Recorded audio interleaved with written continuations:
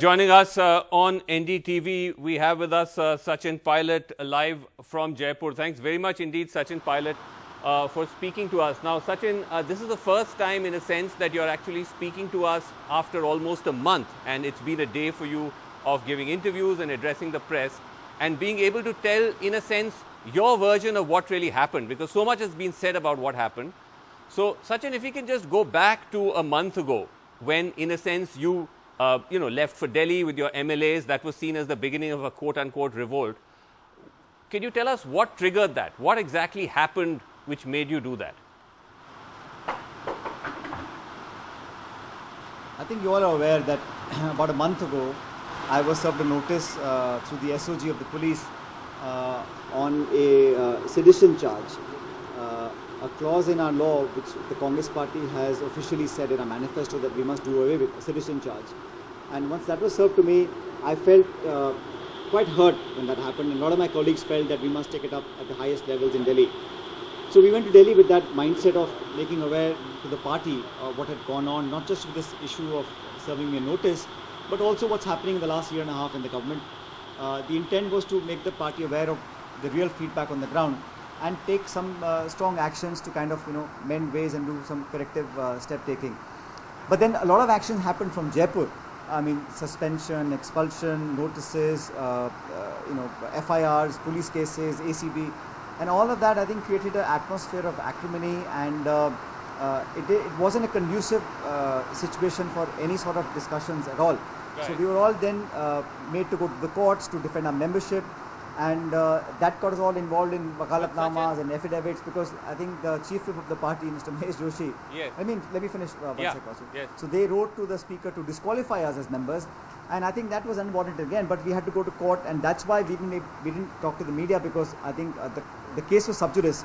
So that went on for a long while, and now finally I think the party realized that we need to discuss this, because we have a certain viewpoint, and the Congress party and the Congress president listened to all of us, and then has now formed a committee that will actually hear the grievances and within a limited time frame resolve all the issues that we've raised. Okay. But Sachin, just to go back, now you're saying the trigger was the fact that you got sent this notice of sedition by the Special Operations Group. But what the Chief Minister has always maintained is that all of that was because he felt that there was an attempt, a coup brewing within the Congress to try and overthrow him. This was being done in tandem with the BJP, and essentially alleging that you were part of it. Like I said, so many allegations came flying thick and fast in the last 4 weeks. But the fact of the matter is that we as Congress people are within our rights to discuss things, to find faults if any, and then ask for those improvements to happen. But I think as a Deputy Chief Minister and as Party President, those notices, which by the way now have been removed after 25 days, yes. Because there is no case for Deshdroh, I mean anti-India stand, so the courts I think took a hard line. Anyway, be that as it may, yes. That was just the trigger, but you have to look, Vasu, at the last 18 months. Now, I have never made a personal issue about this, but I think the promises we made to the people when we went to the polls, yes. and I was party president that time, 18 months ago, yes. people voted for us from a situation of 21 seats in Rajasthan Assembly. Now we have a majority government. There were expectations of the workers, of the people, of the MLA, which I think needed to be fulfilled much faster than what is happening. So there has to be collective participation in leadership roles in Rajasthan also, which to my mind wasn't happening. And it's not today's affair. So I mean, this went on for a long time, and it was felt by a lot of our friends and MLAs that we must go and address that issue in Delhi. So basically, Sachin, what you're saying in simple terms is that you felt marginalized by the Chief Minister. You were not allowed to do your work. Is that the core grievance? In simple terms. Look, I was Deputy Chief Minister, I was Party President, but the fact of the matter is that you don't want a position just for a house and a car, right? You want to be able to deliver. People have expectations of you, your workers, your constituents, the people of Rajasthan. Yeah. And if you can't do all of that, really, then, and more than that, you need space, you need, self-respect and dignity to be able to work. And I think that was lacking, and that's a point I made to the party leadership. Okay. And I have no bones. I mean, it's nothing personal, Sreenivasan. It's not about individuals, because we are in public life, have to discharge the responsibility, which is to be accountable to the people. And that we have to work together. So you may not like someone, you may not get along with somebody, irrespective of that. No, I appreciate that, but Sachin, you're saying that this was just to gain more self-respect and dignity, and that this is a fight that you're fighting on principles. But what several of your supporters have said publicly, and in fact some in the Congress also say, is that you wanted Mr. Gehlot out as Chief Minister and you to replace him. Well, I have, so let me be very clear about this. I have my views on what should and should not be done in the Rajasthan leadership in the state. I have made that very clear to the party. But the decision of what and how it will happen is with the Congress leadership. I am within my right to air my views. I can give suggestions. I can even agree or disagree. But the final decision is with the Congress president. And I think the committee and others will then look at what needs to be done. It's never been personal, even though a lot of things were said about me. A lot of words were used which I thought were inappropriate. I was quite hurt when I heard those words coming out. But I chose not to respond. You're talking of Mr. Gehlot calling you Nikamma, Nakara, things like that. Public life. Yes, I don't want to repeat it, but since you have, and I think those were, let's say, uncharitable in the least and unparliamentarian. But that is, I mean, again, those were said, and I thought that was not required to be done, because so you can disagree, you can dislike, you can even take political actions, but there's no space in our politics, at least in decency demands that you don't use language like that. But I think I have gone beyond that. I did not respond to it because I believe that's the best way to act. You didn't. And but not to say that I wasn't offended. Let me tell you, listen. Yeah. I'm as much human as you are, and I have as many emotions as you do. So I did feel hurt, and I did feel disappointed. But the fact is that we have a larger mission at hand. We have to accomplish what we set out to do, and individual differences or name calling, I think, should not be deterrent. No, that of course goes without saying, Sachin, but you made an interesting point there where you said that you did convey that you have a view on what should happen vis-a-vis the leadership in Rajasthan, and you did convey that to the High Command. I'm taking that in response to my question as basically you're acknowledging that that is and that remains your core demand, that Mr. Gehlot needs to go. There needs to be a change. Let me make it very clear again. What I have discussed with the leadership in the Congress party is a plethora of things. Everything is being discussed, suggested, said, and after I said all those things, that is when the Congress party has decided to make a committee. The committee will then take all the action that are required for Rajasthan state, along with the party officials or other leaders involved. But I have made my points, and I think it's important to keep that between me and the Congress president and the leadership, as opposed to making a laundry list of what I've said and not said. Okay, but as far as but you didn't directly answer my earlier question where I said that Mr. Gehlot had alleged, and the reason why he said that he had to go strong was because of the fact that this coup that as he put it, that this coup you were plotting had the backing of the BJP. Now you've always maintained that you were never going to join the BJP, but the allegation is that even if you don't join, you were prepared to take their support, and that you were in talks. What would you say to that? There's a lot of imagination in there's a lot of imagination in what you just said, and I think I wish and I'd hope that you had some substance and evidence to it. Just because we have a different point of view, and please do remember, Vasu, that on day one when I reached Delhi, the first statement I made was the fact that I am not leaving the Congress party, and we have worked hard. The people who are with me in Delhi are people who are 6-term, 7-term MLAs who've gone to jail with Indira Gandhi, people who have built this Congress party. For 45 years they worked in the Congress, people who have been speakers and ministers and leaders of the legislative party. Those people are the Congress, and why would you imagine that they would do anything to step out of this party? They've worked and lived and served for 45 years. So it's very easy to allege and insinuate, but it's what happened today is that people who've said those things have had to face the reality and fact of today. And I stand vindicated for what I said 30 days ago and where we are today. Okay, but here's the so-called evidence as they would like to describe it, being cited in support of the fact that there was some kind of coordination with the BJP. And you've heard these questions, but there's a chance for me to ask them to you. Number one, the fact that you are in Haryana, which is a BJP-ruled state. You're staying there in a hotel with your MLAs. The Haryana police is providing protection. They're not allowing the Rajasthan police to enter. You have raids on Mr. Gehlot supporters exactly at the time when all this is going on. You have the governor who stalled an assembly session, which again is something that is believed to be helping you. So you made 4 points. I'll respond to them one by one. The first point was when about 40 FIRs are registered on people who were till yesterday ministers in the cabinet, who are Congress MLAs, ACB and SOG teams are let loose on them. All these MLAs were afraid of coercive action by the police administration in Rajasthan. So whether we stayed in Noida, Delhi, Gurgaon, Faridabad, wherever it was to be out of Rajasthan because, and also there's no protection when 25 MLAs are staying together and they are fearing that there will be coercive action by the Rajasthan police to seek police protection and to make sure that even if the state police does come, it should come with there's a standard operating procedure where different states police give letters and acknowledge. But if you just come and pick up people, which was the fear that was happening, so they did write to the Commissioner of Police in those 2 districts to say, well, we are here, we need protection. If it's by the law, we're happy to engage with them. But just physically coming and picking up people is something that... You're saying your MLAs ask for police protection. Let me finish, 2 points. Second point, let me finish. Let me finish. The Rajasthan police, either you let me finish or you've asked for a question, I need to respond to them. Go ahead. All of our legal expenses, which we had never intended to start, all of our legal expenses are shared by the 20 of us. We pulled in money and we've got enough evidence, invoices, RTGS, etc. to know and to prove that we have paid for. There is no free lunch. We were not taking anyone's hospitality.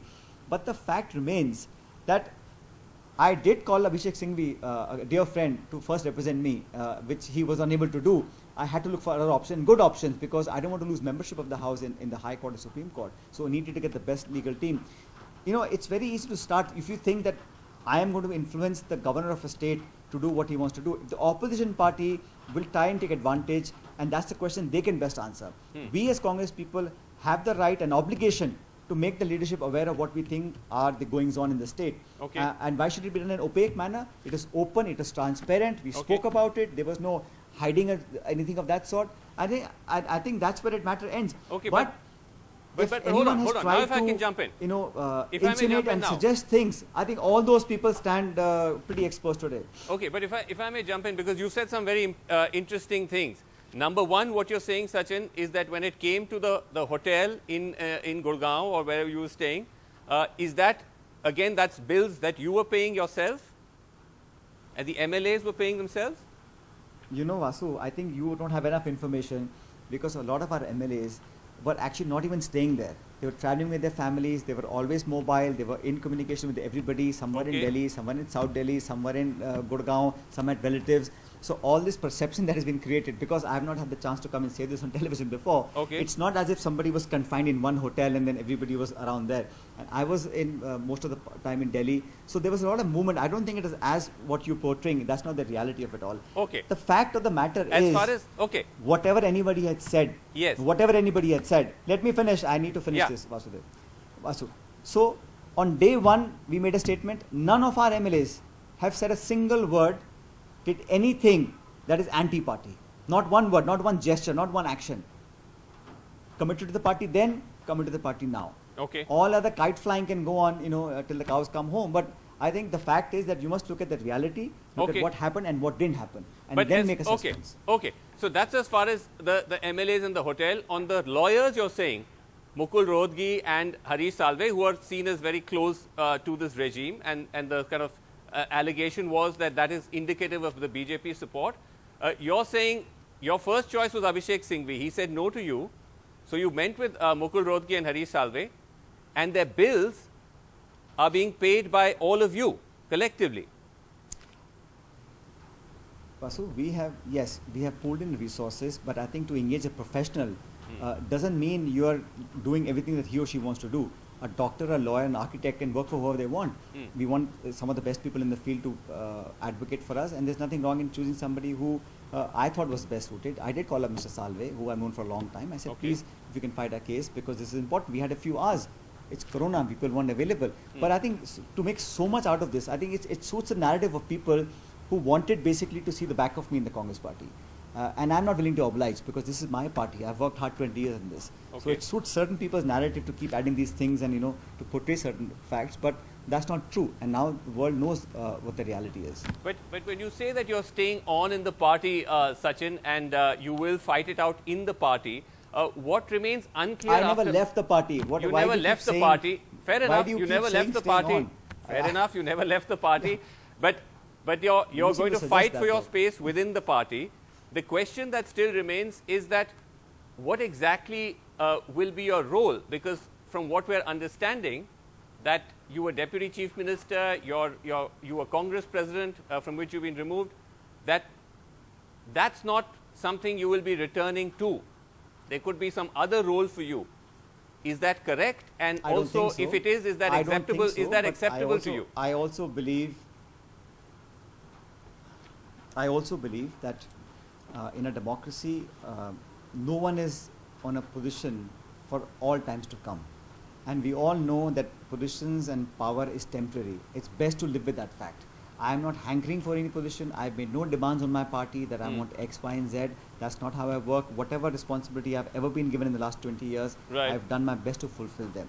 I just want that people's voices should be heard. MLAs, there should be no vendetta politics. There should be participation. There should be equity, parity in decision making. Okay. Workers must feel that they are part of the government, and that's the fight. That's the struggle that we want to do. As far as I'm concerned, I've been very lucky. I've worked in Delhi. I've worked in Jaipur, Government of India, as Deputy Chief Minister. Now, whatever the party asks of me, I'll be more than happy to work and deliver. I've made no personal demands, but I do want the grievances that we've all collectively raised. They need to be addressed. And I am always available. Rajasthan is my Karam Bhumi, and my bond with the people and this land is till my last breath. But whatever the party expects of me, I'll be more than happy to do. But Sachin, the question is, how will you get along with Mr. Gehlot after so much has been said? In fact, Mr. Gehlot was saying that things were not great even to begin with. He said both of you had not spoken for 1.5 years. Is that true, by the way? I didn't say that. I think he said that. He so said he'll that, be yes. Better place to shed more light on why he said that. But is Yeah, that true? But is it true? It also gives you an idea of how things would have been. So I said, I think he's best placed to answer that question because he made that comment. You asked something that he's asked. He said, why are you asking me what he said? I'm just saying to you, it gives you an idea of how the ecosystem was operating for the last 18 months. That's all I'm going to say. I don't want to add anything to that. I don't want to say anything beyond what he said. But just to make a small note, it's he who said that. And I've been here for 6.5 years, party president. For the 5 years that we were struggling and fighting on the streets, I didn't seem to have all these disqualifications. It's only in the last 18 months that they've come to the fore. Okay. No, fair enough. He said that, but I was just trying to understand whether that was indeed true. Because the question then arises, how will both of you patch up and be able to work together, if not now, at some point in the future? But Sachin, since you're already clarifying... Listen to me, Sreenivasan. Listen to me. I have no hard feelings against anybody. It is in my upbringing and my ethos that you have to respect people who are older than you. I have great regard for Mr. Gehlot as a person. He's almost 70. He's much older than me in age. He's much more experienced. So I have no personal issues with him, no matter what he may have said. I have nothing but regard and respect for him as a person. Okay. But as the Chief Minister of the state, as someone who's responsible for running a government, if I feel something needs to be done, something needs to be altered or changed, I have said it before and I will say it again. I think that is my right and privilege. I will keep that. But I have no personal animosity. And I think there is no space for personal animosity in public life. Fair enough. Since you're clarifying so many things today, tell us about what actually led to the fact that there was this, finally, some kind of, whatever you want to call it, like a rapprochement or a truce with the Congress yesterday, because for almost a month you were at odds. What changed? One theory that's doing the rounds, and these are obviously from those who would be more critical of your actions, is that it was simply because you couldn't cobble up enough numbers, that you were hoping for 30, you only ended up with 19, and your revolt fizzled out. So, Sreenivasan, here is a government that I've worked 5 years really hard on the streets to form. Perhaps there may be a part of me that desired that I should head the government, but why would I want to disturb or break it? I mean, it doesn't add up. And my intention has always been to speak up when I felt it needs to be done. issue based. Again, I've never in the last 18 months or today made personal allegations against anybody, including the Chief Minister. No, I mean, it's very easy to point fingers and call names and allege things. I have not done that. My issues are principled. I stand by that. And as far as I'm concerned, that the Congress party leadership felt it's important for us to talk and figure out things, because a lot of action that happened from Jaipur were not conducive for any sort of discussion. The right time, I met Mr. Gandhi and Priyanka Gandhi and a long chat, and I think that led to a meeting of minds where now we are working towards fleshing out as to how to move forward and resolve issues. But what triggered that meeting? What led to that meeting? You're denying the fact that it was simply because you didn't have the support of enough MLAs?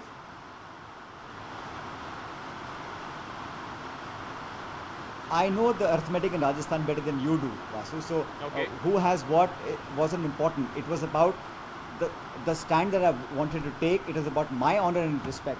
If I'm still hounded and I'm still served notices and made running go to the courts to protect my membership, how am I going to be talking to anybody? You can sack me, but you can't take away my membership. I've done nothing anti-party. You keep sending me notices and then expect us to have a conversation. That's pretty counterproductive. I think everybody understands that. So the minute all of that stopped and there was a genuine reaching out from both sides, and I also said that I'm from the Congress party, why should I not talk to my party leaders? I have been in touch with them. Of course I have. Sure. But when you say something and the actions advise otherwise, it's difficult to move forward then, isn't it? Did you feel that somewhat let down? I know that finally it was Rahul Gandhi you spoke to. I believe Priyanka Gandhi as well, in a sense, mediated the truce. But did you feel disappointed with the Congress High Command for not intervening earlier, given that this has been going on for so long? No, I actually am thankful that the Congress leadership came forward and took up the issue that we felt so strongly about, and took it up strongly and have done it with utmost sincerity. Okay. I think that's reflective in the way that the leadership spoke. Priyanka Gandhi ji came out and met all the MLAs who were with us in Delhi last night and had a very frank discussion again with all of them. That shows that there is a genuine intent to sorting out genuine problems, Vasu. I'm not even saying that everything I'm saying is 100% correct. But whatever the party feels is appropriate and correct, at least those actions must be taken. So I'm confident that in a very limited time we'll be able to resolve these issues. Okay. But Sachin, last question to you, that look, you're saying that the party intervened, the central leadership intervened, and they're you're happy with the fact that they have, but at least from the outside, it looks like this has just been largely a win for Mr. Gehlot. He continues as Chief Minister. All of you have returned, as it were. I mean, not you never left the party, but there's you're all back together again. You, on the other hand, are out of both Deputy Chief Ministership and State President. Your future is uncertain. So I see that you are far more concerned about my future than I am.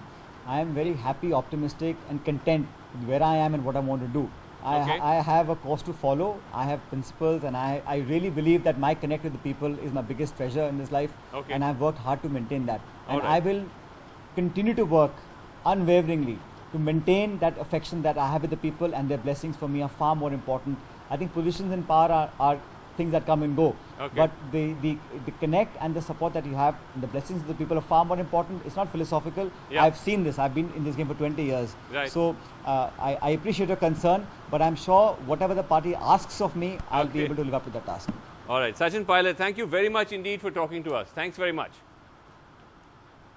Thank you.